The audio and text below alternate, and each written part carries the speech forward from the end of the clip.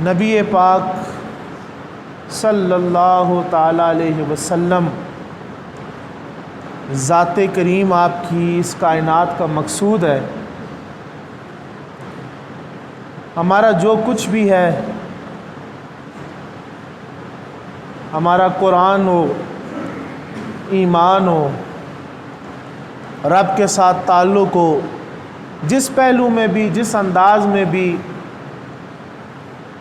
آپ دین کو جوڑنا چاہیں تو ہر چیز میں مقصود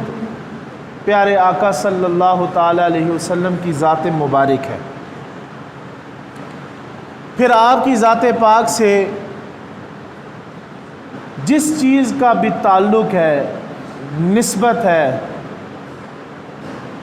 ہم اس کا ادب بھی کرتے ہیں، احترام بھی کرتے ہیں اور اس کو دل و جان سے عزیز رکھتے ہیں۔ نبی پاک صلی اللہ تعالیٰ علیہ وسلم کے نالین مبارک، چھوٹے بچے بھی بیٹھے ہیں، نالین سے مراد آپ کی پیاری معتبر عظمت والی پیاری جوتیاں مبارک، ہم ان کے ساتھ جو خاک لگتی ہے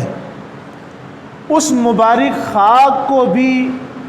اس پوری کائنات سے زیادہ افضل و اعلیٰ سمجھتے ہیں۔ میرے پیارے آقا صلی اللہ تعالیٰ علیہ وسلم کے ساتھ دو بڑی پیاری نسبت رکھنے والی ہستیاں ہیں، جن میں حضور کے دوست آپ کے پیارے اصحاب کرام ہیں، اور دوسری نسبت جس کا ایمان کے ساتھ تعلق ہے، جن کے ساتھ محبت نجات کا باعث ہے، جن کے ساتھ محبت جنت کی ضمانت ہے،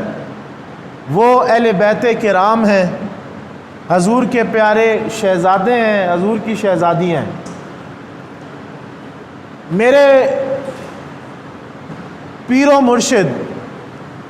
ہادی و رہنما، خواجہ خواجگاہ حضرت حافظ عبد الکریم رحمہ اللہ تعالی ہدایت الانسان الی فی سبیل العرفان میں بڑی ایک خوبصورت جملہ درج فرماتے ہیں کہ اہل تصوف صوفیاء اللہ والوں کے نزدیک ان دونوں حضور کے پیاروں کے ساتھ جو نسبت ہے وہ تعلق بیان فرماتے ہوئے ایک عام انسان کی جو عرفان کی تلاش میں ہے اس کی یہ تربیت فرماتے ہیں کہ نبی رحمت صلی اللہ علیہ وسلم جیسا سارے جانتے ہیں کہ آپ علیہ الصلوۃ والسلام کی محبت ایمان ہے۔ آپ بیان فرماتے ہیں کہ نبی پاک صلی اللہ علیہ وسلم کی محبت کے دو جز ہیں، ایک جز صحابہ کرام سے محبت ہے اور دوسرا جز اہل بیت کرام سے محبت ہے۔ آپ فرماتے ہیں کہ دونوں کی محبت حضور کی محبت میں داخل ہے، اس میں سے اگر ایک محبت بھی کم ہو جائے، ایک جز بھی چھوڑ دیا جائے تو بندہ کو، مسلمان کو اپنے ایمان کی ضمانت حاصل نہیں ہے، اس کا ایمان کمزور ہے، وہ حضور کی محبت میں کامل اس وقت تک نہیں ہو سکتا جب تک دونوں محبتیں حضور کی محبت میں داخل نہ ہو جائیں، یعنی اصحاب کرام سے بھی محبت، اہل بیت کرام سے بھی محبت جب تک انسان کو نہیں ہوگی تو انسان حضور کی محبت میں کامل نہیں ہوگا۔ اور جیسا میں نے پہلے عرض کیا تھا، ہمارے لیے معتبر چیز کیا ہے؟ جس کی حضور سے نسبت ہے، کیونکہ مقصود کائنات جناب رسول اللہ صلی اللہ تعالیٰ علیہ وسلم کی ذات پاک ہے۔ وہ صوفیاء فرمایا کرتے ہیں کہ اکثر شعراء یہ جملہ استعمال کرتے ہیں کہ واہ کیا بات ہے کہ پیارے آقا صلی اللہ علیہ وسلم کو حسنین کریمین جیسے نواسے ملے، کیا بات ہے، کیا ہی شان ہے کہ حضور کو صدیق و عمر جیسے صحابی ملے ہیں،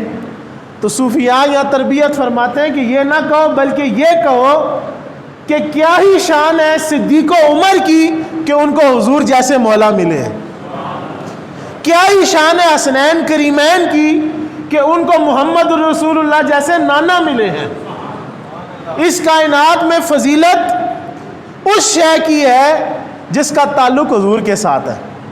ہمیں اہل بیت سے محبت اس لیے ہے کہ وہ حضور کا گھرانہ ہے، حضور کے دوستوں سے صحابہ سے محبت اس لیے کہ وہ حضور کے دوست اور ساتھی ہیں۔ ہمیں حضور کے نالین مبارک کے ساتھ لگنے والی خاک اس کائنات پوری سے افضل اس لیے ہے کہ وہ حضور کے نالین کے ساتھ لگ رہی ہے۔ تو مقصود کائنات حضور کی ذات ہے۔ اور میرے شیخ حضرت سیدنا